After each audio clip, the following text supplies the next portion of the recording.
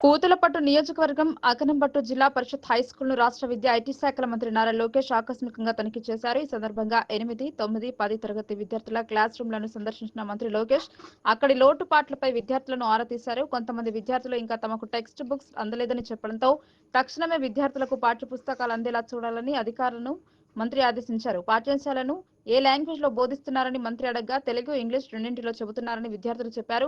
స్కూలులో బెంచ్లు లేకపోవడంతో నేలపై కూర్చొని చదువుకోవాల్సి వస్తోందని విద్యార్థులు చెప్పగా త్వరలో ఫర్నిచర్ ఏర్పాటు చేస్తామని మంత్రి తెలిపారు. టాయిలెట్స్ పరిశుభ్రతపై ఆరా తీయగా గత 3 నెలలుగా ఇదివరటి కంటే మెరుగ్గా ఉన్నాయని విద్యార్థులు సంతృప్తి వ్యక్తం చేశారు. నేను మీ అన్నలాంటి వాడిని, ఎలాంటి సమస్య ఉన్నా నాకు చెప్పండి అని మంత్రి విద్యార్థులను కోరారు. 5 ఏళ్లలో రాష్ట్రంలోని ప్రభుత్వ స్కూళ్లను ఉత్తమంగా తీర్చిదిద్ది దేశంలో ఏపీ మోడల్ అని చెప్పుకునేలా చేస్తామని అన్నారు.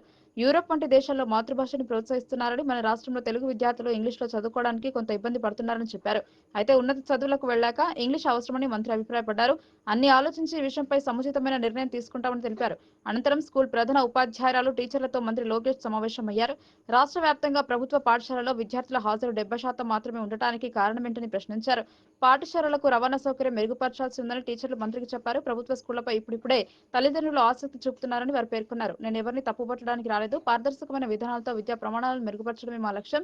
గతంలో ఉపాధ్యాయులకు టాయిలెట్స్ బాధ్యత అప్పగించి తీవ్రంగా అవమానించడం బాధాకరం. ఒక్కసారిగా ప్రభుత్వ స్కూళ్లను మార్చడం సాధ్యమయ్యేది కాదు. మౌలిక సదుపాయాలను కల్పించి క్రమేణా విద్యా ప్రమాణాలను మెరుగుపరుస్తాం. వెనుకబడిన విద్యార్థులపై టీచర్లు ప్రత్యేక శ్రద్ధ వహించాలని సూచించారు.